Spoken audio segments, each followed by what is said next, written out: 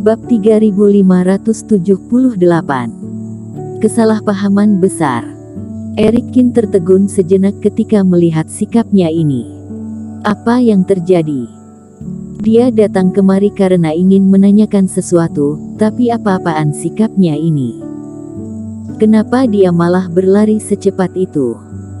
Sepertinya rona merah di wajahnya seperti tomat. Kenapa dia sampai bersikap seperti itu hanya karena Erikin tidak mengenakan atasan? Iblis Fu, periksa. Setelah aku pikirkan baik-baik, tindakanmu barusan memang tidak senonoh. Iblis Fu terbatuk kaku. Apa maksudnya? Aku hanya belajar pedang Qingtong. Tapi dia tidak bisa melihat pedang, jadi posturmu barusan membuat orang berpikir yang tidak-tidak.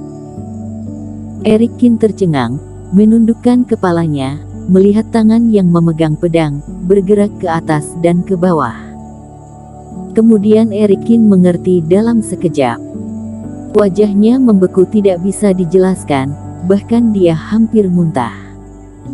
Barusan dia menghadap ke pintu halaman, jaraknya tidak terlalu dekat, jadi seharusnya dia tidak melihatnya dengan jelas. Ketika melihat pakaian, tindakan dan ekspresi saat itu, brengsek. Clarence seharusnya tidak berpikir bahwa dia melakukan hal semacam itu di halaman di siang bolong, bukan? Erikin hampir pingsan begitu memikirkan fakta ini. Bukankah kekuatan berpikir Clarence terlalu kaya? Apa Erikin semembosankan itu? Kenapa dia tidak melihat lebih jelas lagi? Namun ketika memikirkan baik-baik, begitu orang berpikir ke arah itu, mereka mungkin tidak memiliki keberanian untuk melihat dengan jelas. Apa kamu akan pergi menemuinya dan menjelaskan? Iblis Fu bertanya.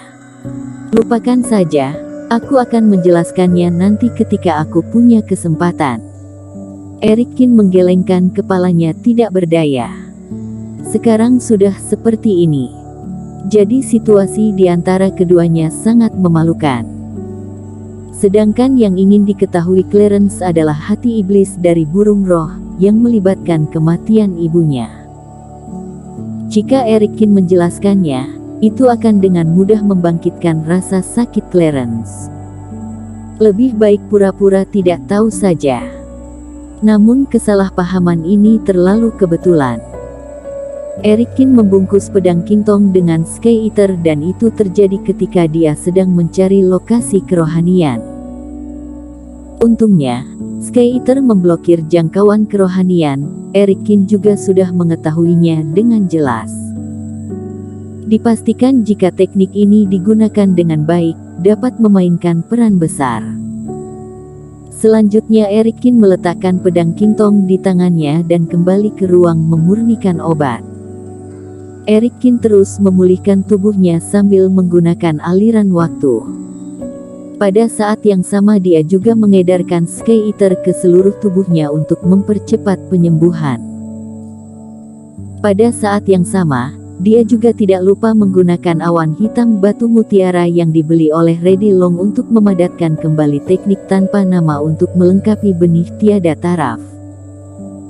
Setelah sehari berlalu, Erikin akhirnya merasakan luka di tubuhnya sudah pulih 80%. Walaupun basis kultivasinya belum pulih ke ranah fase penilaian 1 penurunan, tapi tubuh Taois, termasuk kerohanian sudah mampu mengerahkan kekuatan 1 penurunan.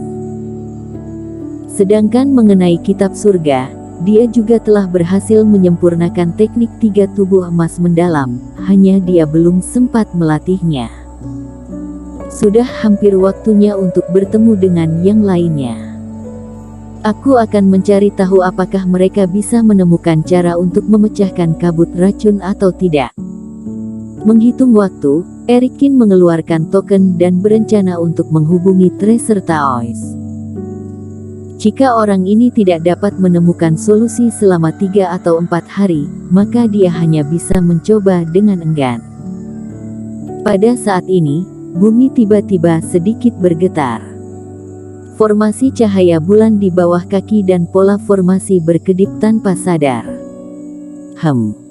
Eric Kin berdiri, merasakan sekelilingnya, menyipitkan matanya. Sumber getaran itu terasa cukup jauh, sepertinya berada di suatu tempat di luar istana bayangan, tetapi itu memancar di sini. Istana bayangan padat ditutupi dengan formasi. Ada banyak formasi di pinggirannya. Pertahanannya tidak jauh lebih buruk daripada panggung berdarah. Getaran di daerah itu mungkin tidak kecil.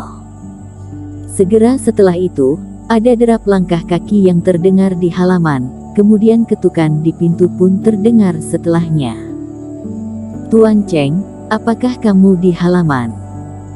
Merasakan suara sedikit gugup dari kultivator yang berada di luar halaman, Eric Kin sedikit mengernyit. Eric Kin mengangkat tangannya untuk membuka pintu, memperlihatkan Paman Zhang berdiri dengan hormat di depan pintu. "Tuan Cheng, pemimpin mengundangmu untuk mendiskusikan sesuatu." Meskipun dia menunjukkan kesopanan, Eric Kin masih bisa menangkap sedikit kecemasan di matanya. Apa sesuatu telah terjadi? Melihat ekspresi Paman Zhang, Eric Kin bertanya kepadanya. "Memang ada sedikit masalah, tetapi masalah ini mendesak. Aku tidak bisa menjelaskannya di sini. Tuan Cheng akan mengetahuinya nanti setelah bertemu pemimpin." "Ya.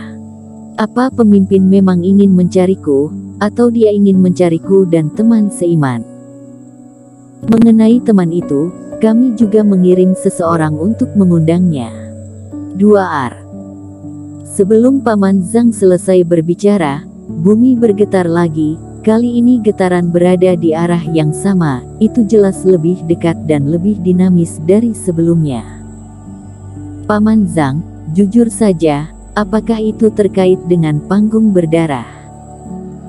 Hati Eric Kin tergerak, mengingat situasi ketika dia bertemu Surya Chen sebelumnya. Dia menatap Paman Zhang ketika menanyakan itu. Mengenai orang itu. Melihat Eric Kin yang bisa menebak dengan benar, ekspresi Paman Zhang juga sedikit terkejut, tetapi dia tidak berani mengakuinya secara langsung. "Tuan Cheng, ayo cepat pergi." Wanita itu sudah selangkah lebih maju. "Aku bisa menjamin jika pemimpin tidak akan membahayakan nyawa Tuan Cheng. Ayo, bawa aku ke sana." Eric Kin mengangguk mengiyakan. Saat ini dia berada di istana bayangan. Jika sesuatu benar-benar terjadi, sulit untuk melepaskan diri dari hubungan yang terkait, jadi lebih baik untuk mengetahui situasinya terlebih dahulu. Ketika berjalan keluar dari halaman, Eric Kin melihat ke atas dan dapat melihat bahwa satu demi satu burung terbang melintasi langit. Sebagian besar kultivator menuju ke arah istana tempat Surya Chen tinggal. Banyak orang memiliki ekspresi panik dan kecemasan di wajah mereka. Beberapa orang tampak serius, seolah-olah mereka sudah mengetahui sesuatu. Tampaknya sesuatu memang telah terjadi. Keduanya juga melangkah menuju ke aula tempat Surya Chen berada. Terakhir kali, karena Eric Kin menghadapi serangan balik, Surya Chen berhenti tiba-tiba sebelum dia selesai berbicara. Namun Eric Kin masih samar-samar menebak bahwa Surya Chen mengundang mereka berdua pasti karena masalah yang terkait dengan panggung berdarah. Sekarang ketika situasi berkembang ke arah ini, entah pihak mana dulu yang sudah terkuak. Ketika sampai di luar aula utama, ada beberapa kali lebih banyak kultivator yang berada di pinggiran daripada sebelumnya. Semua jenis formasi diaktifkan, jelas memasuki tingkat kewaspadaan yang tinggi. Selama kurun waktu yang dihabiskan untuk datang kemari, seperti getaran sebelumnya, itu terjadi 3 kali berturut-turut, interval menjadi lebih pendek dan lebih pendek lagi setelahnya. Raungan yang terdengar juga menjadi lebih berat. Hampir semua kultivator di istana bayangan dapat merasakan bahwa sesuatu sedang terjadi. Di bawah kepemimpinan Paman Zhang, Eric Kin segera sampai di kuil tempat dia sebelumnya bertemu Surya Chen. Tracer Taois sudah selangkah lebih awal, sudah duduk dan menunggu di aula.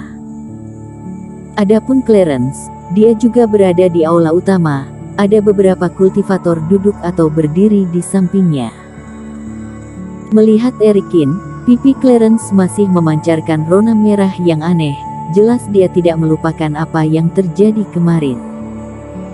Erikin juga tidak berdaya, bagaimana menjelaskan hal semacam ini yang terasa begitu memalukan. Tracer, bagaimana kabut racunnya? Duduk di sebelah Tracer Taois, Erikin berkata melalui transmisi suara. Belum melihatnya selama beberapa hari, mata orang ini merah, dia terlihat sangat lelah. Aku tidak tidur selama beberapa hari terakhir. Aku akhirnya menemukan solusi, tapi aku hampir kelelahan. Tracer Taois hanya bisa mengeluh. Apakah metode yang kamu miliki itu dapat diandalkan? Tidak akan salah seperti sebelumnya, bukan? Kata Erikin. Percayalah, kali ini tidak akan terjadi kesalahan. Ini kabut yang mematikan, aku harus mengikutinya. Aku tidak bodoh dan tahu situasinya dengan jelas. Bersambung.